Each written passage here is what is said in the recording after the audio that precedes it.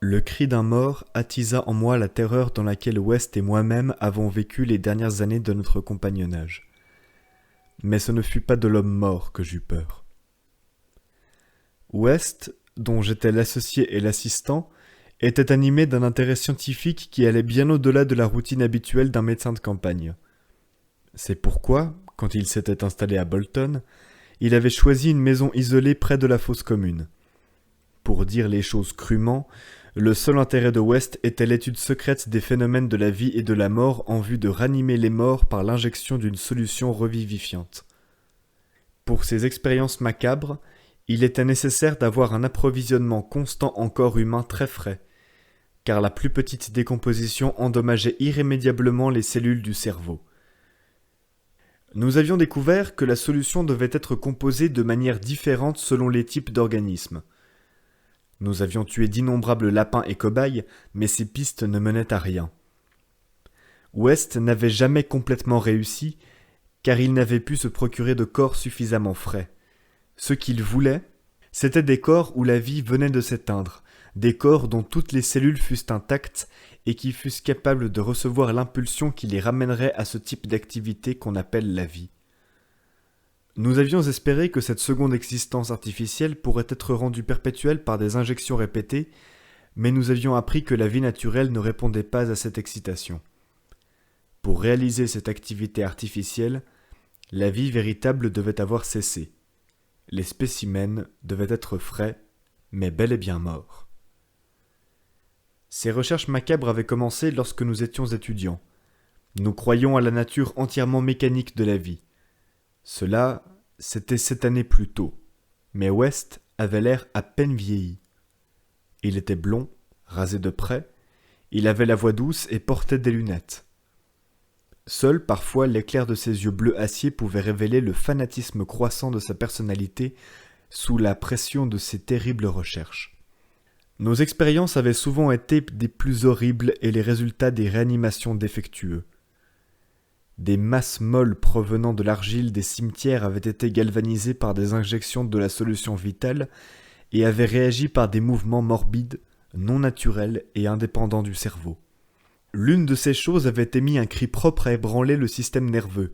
Une autre s'était relevée avec violence, nous avait assommés et avait exercé bien des ravages avant d'être capturée et placée derrière les barreaux d'un asile. Une autre encore, une répugnante monstruosité, avait réussi à sortir de sa tombe peu profonde et avait commis un meurtre. West avait dû l'abattre. Comme nous n'avions pu obtenir de corps suffisamment frais pour qu'il fasse preuve de raison une fois ranimé, nous avions obligatoirement créé des créatures terrifiantes. Il était assez inquiétant de penser qu'un ou peut-être deux de nos monstres étaient encore en vie. Cette pensée nous hanta jusqu'à ce que, enfin, West disparut dans des conditions épouvantables.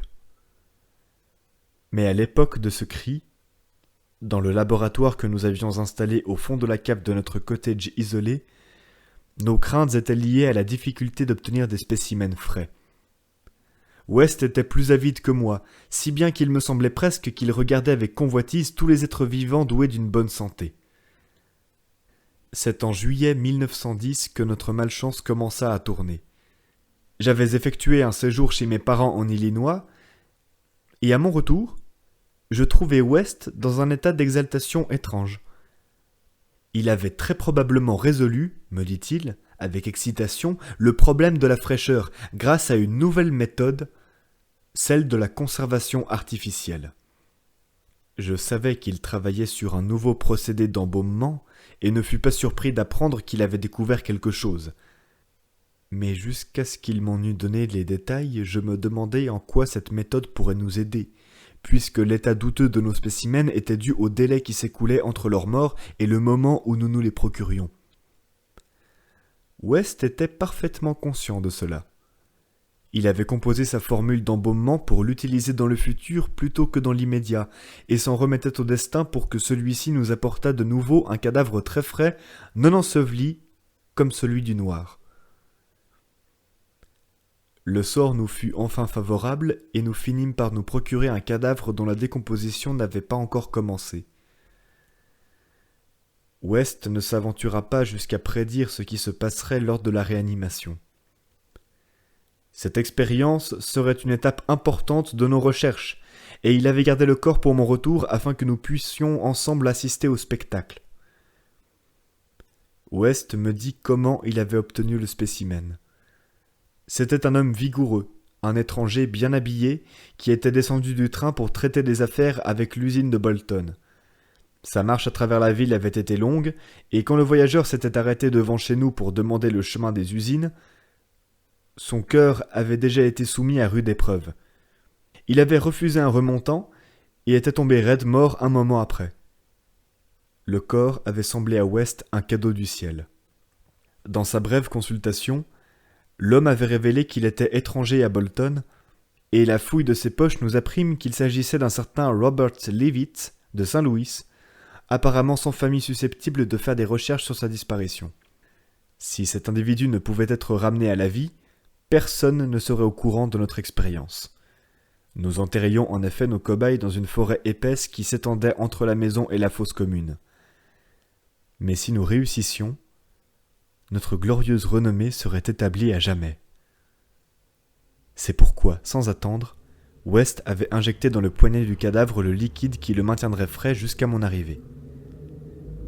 La présence d'un cœur peu solide, qui dans mon esprit compromettait le succès de notre expérience, ne semblait guère gêner West.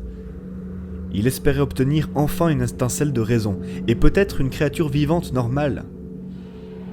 Donc, dans la nuit du 18 juillet 1910, West et moi étions dans le laboratoire de la cave et observions une forme blanche et silencieuse sous la lumière aveuglante de la lampe. La formule d'embaumement avait parfaitement fait son effet, car fasciné par la vue du corps vigoureux qui depuis 2 semaines n'avait pas encore atteint la rigidité, je demandai à West de m'assurer qu'il était vraiment mort. Assurance qu'il me donna sans hésiter, en me rappelant que la solution de réanimation n'était jamais utilisée sans précaution préalable, puisqu'elle restait sans effet si la mort n'était pas absolue. Tandis que West procédait aux préliminaires, je restais impressionné par la complexité de sa nouvelle expérience, complexité si grande qu'il ne pouvait se fier à une autre main que la sienne. M'interdisant de toucher le corps, il injecta d'abord une solution dans le poignet, juste à côté de l'endroit où il avait injecté le liquide d'embaumement. Selon lui, cela devait neutraliser la formule et permettre au corps de revenir à une relaxation normale pour que la solution de réanimation pût agir avec efficacité. Peu après, un changement et un vague mouvement semblèrent se produire dans les membres. West jeta violemment une sorte d'oreiller sur le visage qui se convulsait et le maintint jusqu'à ce que le cadavre fût immobile et prêt pour notre expérience de réanimation.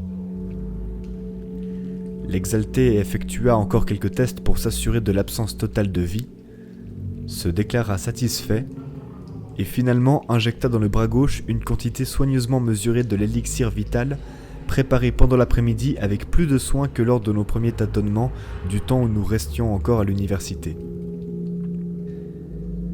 Je ne parviens pas à exprimer l'anxiété et l'impatience avec lesquelles nous attendîmes les résultats sur ce premier spécimen réellement frais, le premier dont nous pouvions attendre qu'il parlât, d'une manière rationnelle, pour nous raconter peut-être ce qu'il avait vu de l'autre côté du gouffre insondable.